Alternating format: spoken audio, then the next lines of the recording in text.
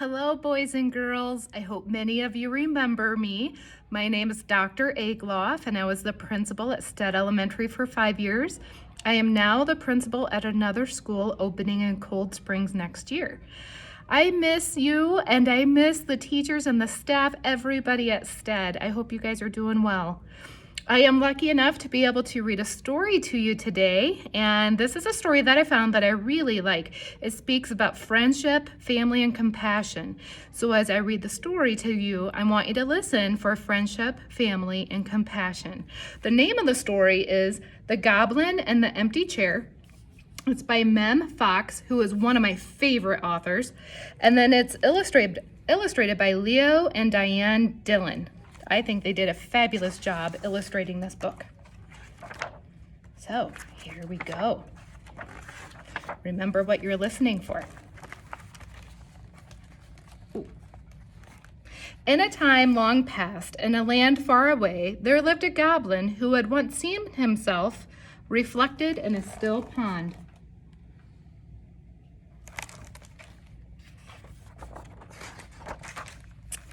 His reflection had frightened him so much he decided to hide his face from the world forever so as not to frighten anyone else.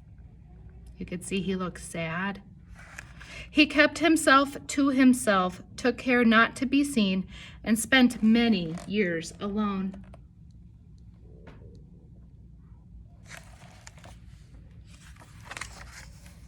But one day, the goblin happened to see a farmer sigh, set down his tools, and bury his head in his hands.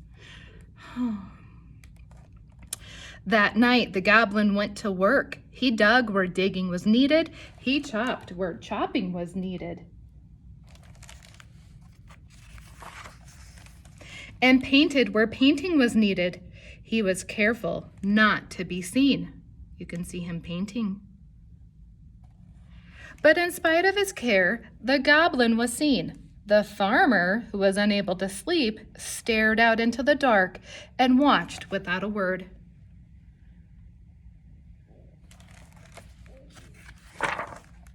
The following day, on the very same farm, the goblin saw a woman sigh,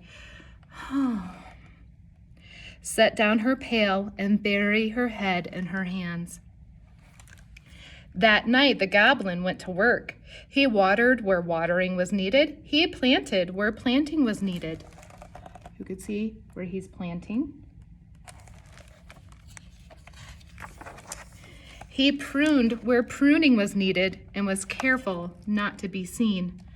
Pruning is where you cut off some of the dead things so the live plants can grow.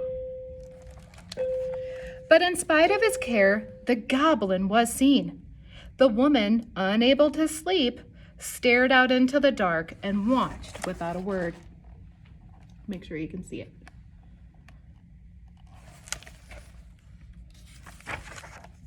The following day, on the very same farm, the goblin saw a child sigh, set down her book, and bury her head in her hands. Looks like she's been reading a lot, hopefully like many of you. That night, the goblin went to work. He sat where sitting was needed. He soothed where soothing was needed. Soothing is where you help someone feel better. He stayed where staying was needed and was careful not to be seen. Have you noticed that he's wearing a mask like many of us are these days? But in spite of his care, the goblin was seen. The child woke, kept very still, and watched without a word.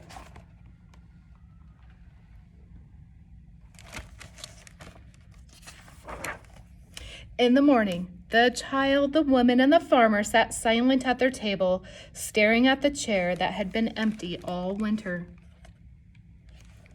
Finally, the woman set a plate in front of the empty chair. What do you think they're going to do? And you notice she's putting a plate and silverware in that empty place. The farmer filled a plate with food, and the child opened the door, and they waited. Who do you think they're waiting for? The goblin waited too, and he longed to join them, but he dared not show his face, lest it should frighten them away. So he stayed where he was.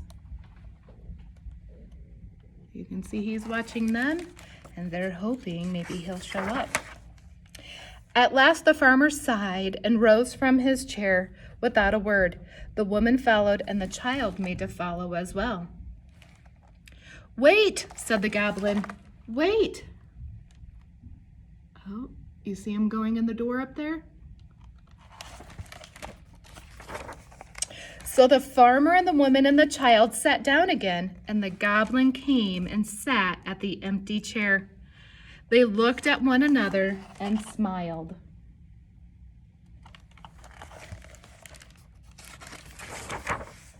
And they began to eat. The end. So this was a story about family, friends, and compassion. Hopefully you can talk with your teacher about the compassionate moments that were in this book, because we all need compassion. We all need to help each other out these days.